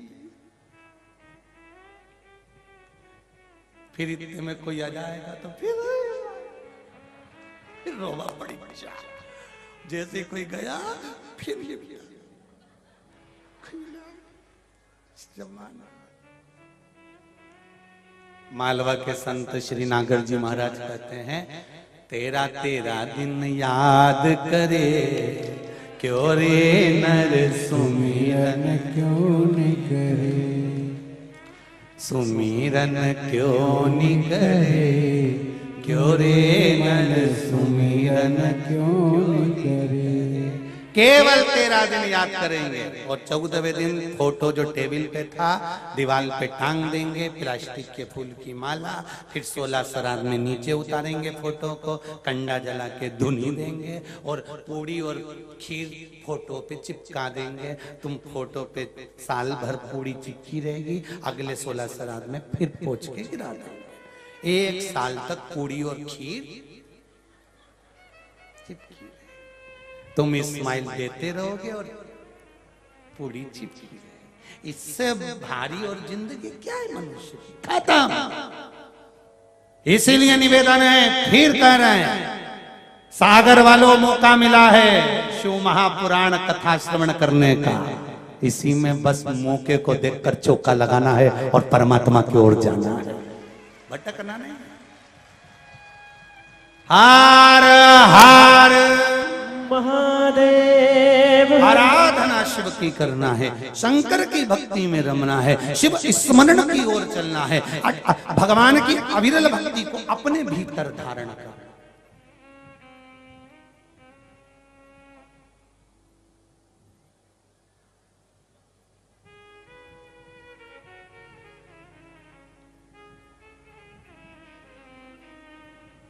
तुम चंदा बनो तो मैं तारे बनूं, आकाश में मिलेंगे ओ भोलेनाथ, आकाश में मिलेंगे ओ भोलेनाथ, तेरे संग में रहूंगी ओ भोलेनाथ, तेरे संग में रहूंगी ओ भोलेनाथ, मेरे ओ भोलेनाथ, ओ भोलेनाथ, ओ भोलेनाथ, ओ भोलेनाथ, मेरे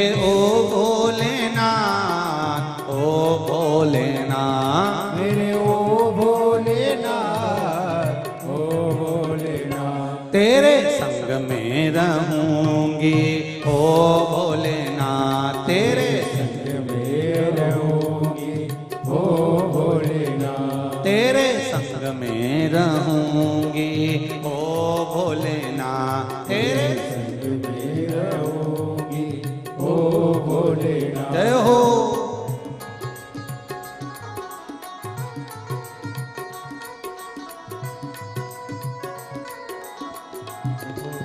भोले हर हर भोले।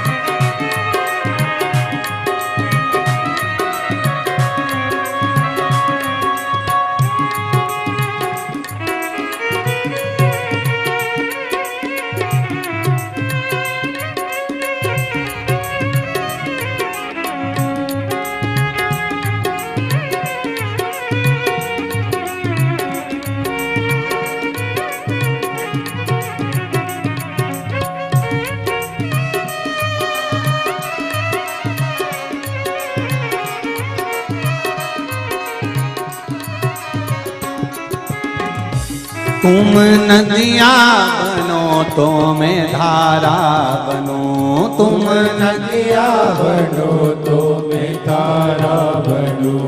तुम नदियाँ बनो तो मैं धारा बनो तुम नदिया बनो तो मैं धारा बनूं।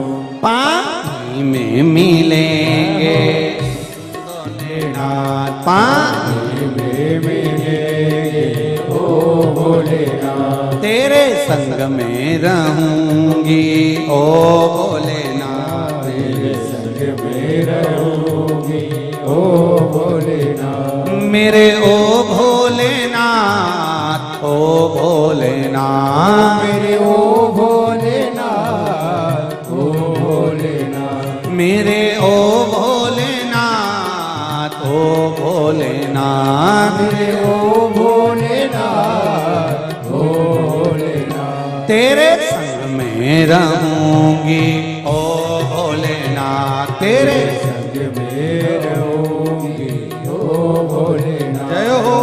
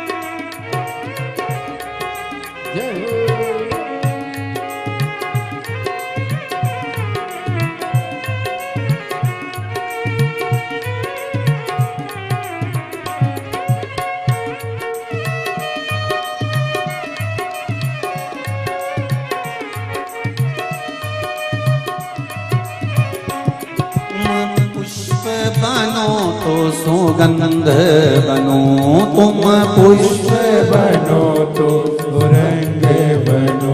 तुम पुष्प बनो तो सुगंध बनो तुम पुष्प बनो तो सुगंध बनो। डाली पे मिलेंगे ओ भोलेनाथ डाली पे मिलेंगे ओ भोलेनाथ। डाली पे मिलेंगे ओ भोलेनाथ डाली पे मिलेंगे ओ भोलेनाथ। ओ भोलेनाथ, मेरे ओ भोलेनाथ, ओ भोलेनाथ, हाँ मेरे ओ भोलेनाथ, ओ भोलेनाथ, मेरे ओ भोलेनाथ, ओ भोलेनाथ, तेरे संग में रहूंगी ओ भोलेनाथ, तेरे संग में रहूंगी ओ भोलेनाथ, तेरे संग में रहूंगी ओ भोलेनाथ, तेरे संग में रहूंगी ओ भोलेनाथ, तेरे संग में रहूंगी ओ भोलेनाथ, तेरे संग में रहूंगी ओ भोलेनाथ, तेरे संग में रहूंगी ओ भोलेनाथ, तेरे संग में रहूंगी ओ भोलेनाथ, मेरे ओ भोलेनाथ, मेरे ओ भोलेनाथ, मेरे ओ भोलेनाथ, मेरे ओ भोलेनाथ, मेरे ओ भोलेनाथ, मेरे ओ भोलेनाथ, मेरे ओ भोलेनाथ, मेरे ओ भोलेनाथ, आरहत महादेव भगवान शिव की कथा कर रही है। भक्ति की अविरलता धारण कर कर, भगवान की भजन की अविरलता धारण कर कर, शिव स्मरण में जैसे देवराज पहुंचा है शंकर जी के मंदिर में, शिव के स्मरण में पहुंच गया। भले उसने भजन नहीं करा, भले उसने भजन ना कर कर कोई कथा भी नहीं सुनी, पर उसने एक काम करा कि शिव के द्वार से शंकर के मंदिर में प्रवेश कर गया। श्री शिवाय नमस्तुभ्यं, श्री शिवाय नमस्तुभ्यं, श्री शिवाय नमस्तुभ्यं। शिव के मंदिर में प्रवेश करा, उसका फल जो मां एक लोटा जल शिव को समर्पित करती थी, उसका फल मिला है।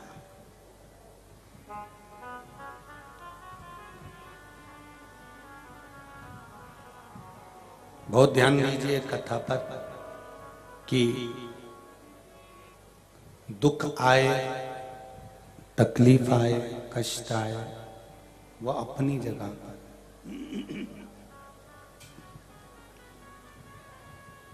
पर उस दुख और तकलीफ के साथ में शिव का स्मरण हो जाए। अकाल मृत्यु वो मरे जो काम करे चंडाल का, काल उसका क्या बिगाड़े जो भक्त हो महाकाल का। जो शिव का उपासक है,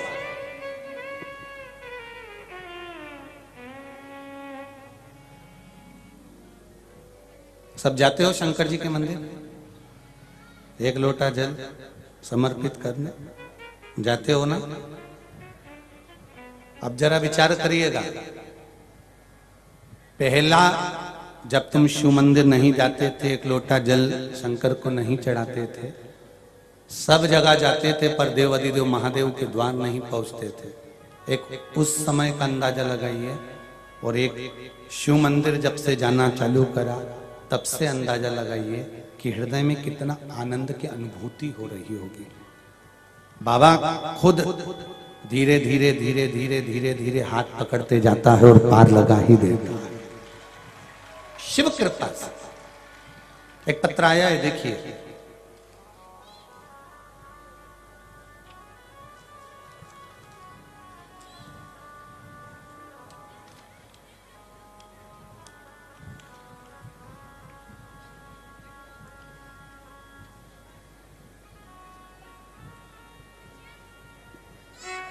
मैं आशा कृष्ण गोपाल चौरसिया जयपुर से हूं। कहीं बैठे हैं आप ही हैं? दोनों हाथ हिला दो एक बार। हर हर महादेव।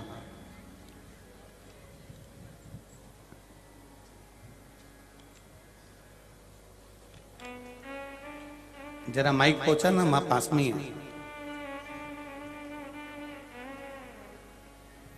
वो नजदीक में ही है माता जी, वहीं पहुंचा दो।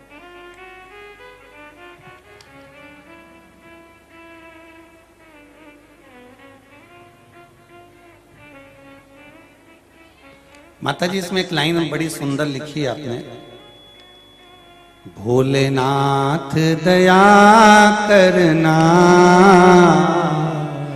मेरे भरोसे हूँ। नीचे लिखा है आपने, मैं तेरे भरोसे हूँ। माता जी आपने लिखा है 28/2/2022 को कुबेरेश्वर धाम आई थी बाबा, वहां से मैंने बाबा को बोला बाबा सब ठीक कर देना, बहू बेटे का केस चल रहा था। जी गुरुजी। उसमें हो गया? जी गुरुजी। बाबा मैं 28 तारीख को फरवरी में कुबेरेश्वर धाम गई थी जी, और वहां से आकर मैंने पशुपति व्रत किए जी। और एक व्रत में बहू की खबर आ गई थी, दूसरे में बहू घर आ गई थी। बधाई हो आपको, बहुत बहुत बाबा की कृपा हो। बाबा मेरी बहू भी आई है, हम साथ आई है में साथ बाबा में? को अरे बाबा, बाबा को साथ में ढोक देने आए हैं बाबा। श्री शिवाय नमस्तुभ्यम। बाबू बढ़िया हो, आनंद है? जी पंडित जी। बस अब खुश रहना है, आनंद में रहना है। बाबा ने बुलाया है आपको और बाबा ही रखने सब वाले। अच्छा रहे, बस यही। बस बाबा की कृपा। श्री शिवाय नमस्तुभ्यम। नमस्तुभ्यम। बैठिए बैठिए बैठिए बैठिए। मेरे बाबा दया करना, मैं तेरे भरोसे हूँ। ना घर के भरोसे हूँ, ना परिवार के भरोसे हो, ना घर के भरोसे हो ना परिवार के भरोसे हो। मेरे बाबा दया करना, मैं तेरे भरोसे हो। बैठिए माँ बैठिए। हर हर। एक पत्र बड़ा सुंदर आया है, पत्र भी बड़ा सुंदर है। आकांक्षा दुबे, मकरोनिया सागर से हूं। कहीं बैठी आकांक्षा जी? आप ही हैं? श्री शिवाय नमस्तुभ्यम। आपने लिखा है बाबू कि मासिक धर्म से जुड़े हुए बहुत समस्या थी गुरुदेव, कई सालों से इलाज चल रहा था पर ठीक नहीं हो पाए थे। तब मेरी मम्मी ने आपके द्वारा बताया गया चना दाल और तुलसी का उपाय किया और मैंने भोलेनाथ से प्रार्थना कर वो उपाय जो किया उसके द्वारा मैं पूर्ण तरह से ठीक हो गई। यही शिव जी को धन्यवाद देने के लिए आई हूं। हर हर महादेव बाबा। मेरे बड़े भाई को भी कमर में जॉइंट का प्रॉब्लम हो गया था, परेशान था। फिर हमने अभिषेक कर बेलपत्र खिलाना प्रारंभ करा, अब वो भी ठीक है और बाबा की कृपा से हमारा पूरा परिवार बहुत खुश है। हर हर महादेव। बैठिए बाबू बैठिए। श्री शिवाय नमस्तुभ्यम। शिव कृपा ही ऐसी। हम फिर कहेंगे ना तो हमारे पास देने के लिए कोई भभूत है, ना बेल है, ना हमारे पास कुछ है कि हम तंत्र जानते हो कि मंत्र जानते हो कि हम साधना करे हो, कि हमारे पास कोई विद्या हो या हमारे को कोई ज्योतिषी आती हो। हमको कुछ नहीं आता। हम तो केवल इतना जानते हैं कि शिव का स्मरण करो, क्योंकि मृत्यु लोक का एक ही देव है, वो देव अधिदेव महादेव है। भूल से भी इस मुख से अगर शिव का नाम निकल जाता है तो भी शंकर करुणा कर जाता है। ऐसा भोला मेरा महादेव है महाराज, इतना भोला है। गए देवराज, ओम शिव महापुराण की कथा चल रही है। इस कथा के माध्यम से हमें वहां पहुंचना है कि शिव महापुराण ये वर्णन कर दे कि पहला ओम का नाद कब प्रकट हुआ था, कहां प्रकट हुआ था। इस कथा के माध्यम से हमको वहां पहुंचना है 7 दिन। इस ओम नाद में 3 अक्षर छुपे हुए हैं, आ, उ और मां। चाहे आप मान लो ब्रह्मा विष्णु और महेश,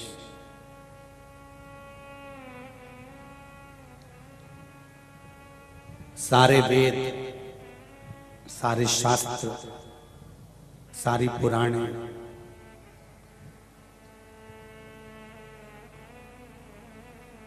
इस ओम के अंतर्गत है।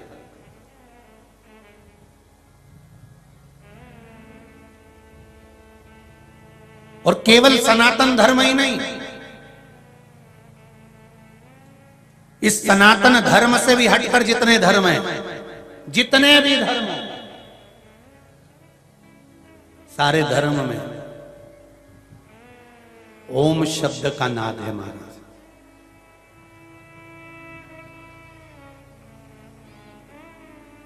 एक बात का स्मरण रहिएगा आपके भीतर, जब कभी ऐसा लगे जीवन में कि मैं बहुत दुखी हूं और कष्टमय जीवन चल रहा है और कोई समस्या का हल ही नहीं मिल रहा, बहुत दिन हो गए जूझ रही हूं मैं इन समस्याओं से, तो बेलपत्री की जड़ के अंतर्गत, जो बेलपत्री का बड़ा वृक्ष हो उसकी जो जड़ हो, उस जड़ पर लाल चंदन घिसकर या लाल चंदन से कटोरी में घिसकर लेकर जाएं। शिवजी पर लाल चंदन से पूजन करने के बाद में उसी चंदन को लेकर आकर बेलपत्री की जड़ के अंतर्गत ओम अक्षर को लिखकर एक बेलपत्र अपनी कामना कर उस जड़ पर बेलपत्री के समर्पित करना। पहले कथा में कहा है कि बेलपत्री कोई साधारण सा वृक्ष नहीं है, इसको केवल साधारण मत मानना।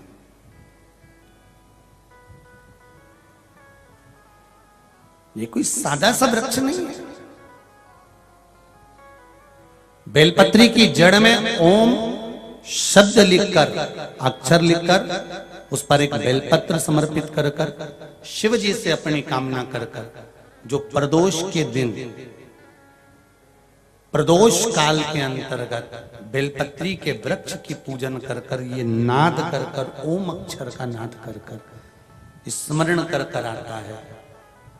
ज्यादा से ज्यादा कहेंगे तो 4 दिन 5 दिन में या 6 दिन में मेरा देव अधिदेव महादेव जो समस्या और टेंशन जिंदगी में चल रहा होता है उससे थोड़ा बहुत तो निजात मेरा देव अधिदेव महादेव उसी समय करना प्रारंभ कर देता है। शिव कृपा होने लगती।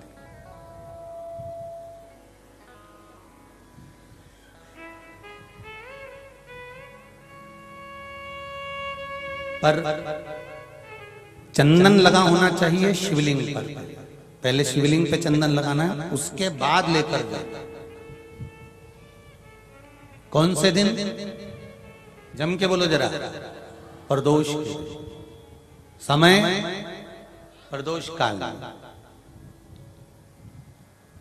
लग रहा है कि जूझ रहे हैं हमारे जीवन में, बहुत बहुत टेंशन, बहुत समस्या।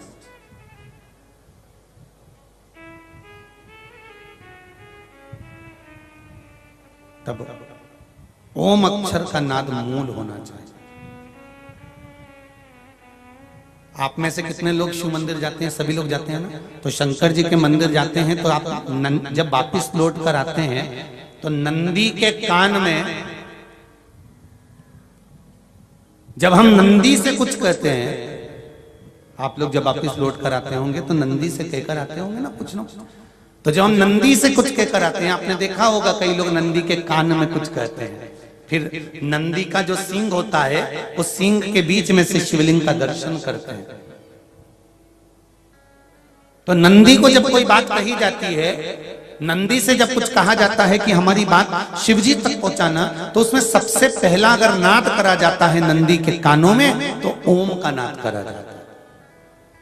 आप सीधे जाकर अगर कहेंगे नंदी को कि हमारी ये बात है, आप वहां तक पहुंचा देना, तो नंदी उस बात को कहे चाहे नहीं कहे, पर जब आप नंदी के कान में ओम कहने के बाद में अपने हृदय की बात कहते हैं, तो जैसे एक पत्र आपने भेजा और पत्र को तुमने लिफाफे के अंदर रख दिया। रखने के बाद में तुमने एड्रेस भी लिख दिया, समझ लेना बहुत अच्छे से। एड्रेस लिखने के बाद में तुमने अपना मोबाइल नंबर भी लिख दिया, सब कुछ कंप्लीट कर दिया। अब इस लिफाफे को तुमको भोपाल भेजना है सागर से, और तुमने ले जाकर इस लिफाफे को डाकघर के डब्बे में डाल दिया। लिफाफा जाएगा, जम के बोलिए, एड्रेस पूरा लिखा है, पीछे तुम्हारा नाम भी लिखा है, मोबाइल नंबर भी लिखा है, सब कुछ लिख दिया, पर लिफाफा जाएगा नहीं। क्यों नहीं जाएगा? क्योंकि उस पे टिकट चिपका नहीं है। 15 पैसे का, 10 पैसे का, 25 पैसे का, या 1 रुपए का, या 2 रुपए का, उस पे अगर कोई टिकट चिपका होता फिर आप उसको डालते तो जाता कि नहीं जाता? चले जाता। ये ओम सनातन धर्म के अंतर्गत जितने भी मंत्र होते हैं, जितने ब्राह्मण मंत्र का उच्चारण करते हैं, जितने ब्राह्मण मंत्र पढ़ते हैं और मंत्र का उच्चारण करते हैं, उसमें ओम का नाद क्यों करते हैं? क्योंकि ये हमारे श्लोकों को, हमारे शब्दों को, हमारे दिल की बात को टिकट का काम कर कर परमात्मा तक पहुंचा देता है। ये ओम अक्षर, ओम शब्द, ओम नाद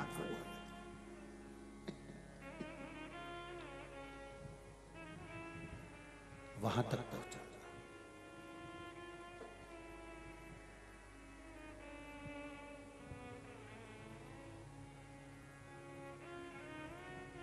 कभी कभी बेलपत्र देखना, जब बेलपत्र आप समर्पित करते हैं तो ऊपर वाली जो पत्ती होती है उस पे ओम लिखते हो। कई किसी किसी को लिखते हुए देखा होगा, चंदन से, पीले चंदन से, लाल चंदन से। सबसे मूल 3 पत्तियों में बीच वाली जो पत्ती उस पे ओम लिख दिया, फिर इधर वाली में लिख दिया नमः, इधर वाले में लिख दिया शिवाय। कभी आपने देखा कि इधर वाली पत्ती में ओम लिखा हो, इधर में नमः लिख दिया हो, इधर में शिवाय लिख दिया हो? नहीं, लिखने वाला लिखेगा, क्योंकि जो विद्वान होता है, चतुर होता है, जिसमें विद्वत्ता होती है, वो सबसे ऊपर वाली पत्ती में ही ओम लिखेगा, क्योंकि उसको मालूम है ये ब्रह्मा है, ये विष्णु है और ऊपर शिव है। इन दोनों का समावेश ओम में है, इसलिए वो सबसे पहली पत्ती में ओम ही लिखता है।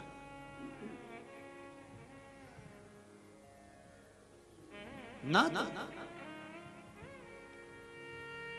देवराज के प्राण छूट गए। शिव मंदिर से आया, चोरी करने वाला देवराज प्राणों को छोड़ा। एक लोटे जल की महत्वता जानकर माता, उनकी देवराज की मां जो जल चढ़ाती थी, उसका फल ये मिला कि देवराज के प्राण जहां छूटे वहां कोई दूसरा वृक्ष नहीं था, बेलपत्री के वृक्ष के नीचे प्राण छूटे। सनातन हिंदू धर्म के अंतर्गत आज भी किसी का अंतिम संस्कार करने के लिए ले जाते हैं, अर्थी को लेकर जाते हैं, तो एक जगह पर अर्थी को रोका जाता है, उतारा जाता है। इधर उतारते कि नहीं उतारते वो हमको मालूम नहीं, पर शास्त्र रीति कहती है एक जगह अर्थी को रोक देते हैं, उतार देते हैं, अर्थी को नीचे रख देते हैं। कुछ देर के लिए अर्थी ले जाने वाले भी वहां पर बैठ जाते हैं। किसी से पूछो, कोई विद्वान से पूछना, जो गांव का पुरातन व्यक्ति हो, बुजुर्ग हो, उससे पूछो कि ये शमशान जाते समय अर्थी को बीच में क्यों रोक दिया, इस अर्थी को यहाँ क्यों रोका गया, अर्थी रोकने का कारण क्या था, क्यों कहा यहाँ अर्थी को उतारो, यहाँ उतारा करना, अर्थी को उतारना पड़ेगा, यहाँ रखना पड़ेगा। रखने के बाद लोग वो 4-5 पत्थर बीनते हैं, फिर उधर फेंक देते हैं, बैठ जाते हैं। क्यों, किस लिए, क्या कारण क्या है, उसको मालूम होगा तो वो जरूर बताएगा कि शिव महापुराण के अनुसार देवराज के प्राण बेलपत्री के वृक्ष के नीचे छूटे थे, इसलिए शास्त्र रीति कहती है जिस मुर्दे को लेकर जाते हैं, कोई बेलपत्री का पेड़ जो गांव में होता था उसके नीचे अर्थी को थोड़ी देर रख देते हैं तो उस जीव आत्मा को कैलाश धाम पहुंचा दिया जाता है जो उस पर बंधी। अब आज के जमाने में तो बेलपत्री का वृक्ष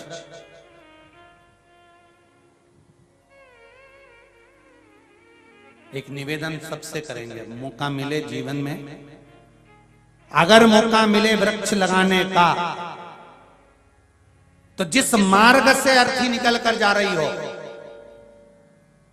शमशान जा रहे हो और बीच रास्ते में दोनों तरफ अगर मौका मिल जाए तो कहीं एक अगर बेलपत्री का वृक्ष लग जाए और उस बेलपत्री की छाया उस मुर्दे पर और अर्थी ले जाने वाले पर पड़ जाए तो वो स्वयं ही शिव के धाम पहुंच जाते हैं। उसको पहुंचाने की जरूरत कभी मौका मिले,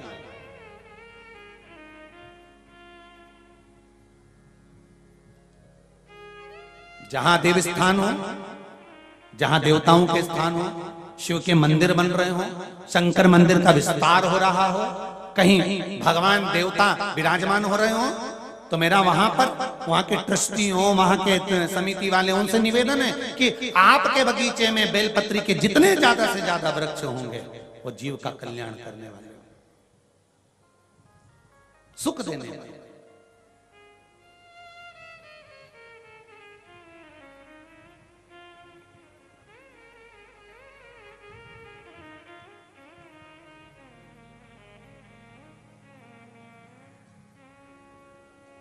अभी केसरवानी जी हमको कल जब लेकर आ रहे थे सीहोर से, हम जब यहाँ आ रहे थे तो एक भाई कथा लेने के लिए आए हुए थे नीमच के, तो केसरवानी जी भी वहां पर बैठे हुए थे। तो हमने उनसे पूछा कि भाई आपने कथा ली है और कथा तो अभी मिली नहीं आपको, 2022 में 23 में भी नहीं मिली, आपने 24 में ली है, तो 24 में कथा ली, इसको लेने का कारण क्या था? तो उन्होंने कहा बस एक ही कारण से कथा ली, शरीर में रोग हो गया था, उस रोग को सही करने में लाखों रुपए लग रहे थे, पर मेरी माता जी ने कहा कि शिव जी पे चढ़ा हुआ जल का प्रयोग करना प्रारंभ कर दे, और मैंने वो प्रयोग करना प्रारंभ करा, बाबा ने मेरा शरीर ठीक कर दिया। तो अब बस यही करना है कि एक बार देवाधिदेव महादेव की कथा कर, शरीर ठीक हो गया ना। हमने उनसे एक ही बात की, शरीर तुम्हारा ठीक हुआ है पर एक काम जरूर करना, जीवन में एक बेलपत्री का वृक्ष जरूर लगाना, प्रयास करो। हम शिव की आराधना करें, देवराज के प्राण छूटे तो बेलपत्री के वृक्ष के नीचे छूटे, और बेलपत्री के वृक्ष के नीचे जब देवराज के प्राण छूट जाते हैं, भगवान शंकर के गण देवराज को लेने के लिए आते हैं। सामने खड़े यमदूत भी सम्मुख में खड़े हुए थे, यमदूतों ने देखा शिव के गण, यमदूतों ने कहा इसने पाप करा है, चोरी करी, गलत काम करा, झूठ बोला, प्रपंच करा, बेईमानी करी, इसको तो नरक जाना पड़ेगा, इसको हम नरक लेकर जाएंगे। पर नहीं, शंकर के गण बोले हमारे सामने हो तुम नरक ले जाओ, तो इसने पुण्य करा क्या है? शंकर भगवान के गण बोले इसने कोई पुण्य नहीं करा, केवल एक पुण्य करा कि प्राण छोड़े तो बेलपत्री के वृक्ष के नीचे छोड़े, बस एक पुण्य करा।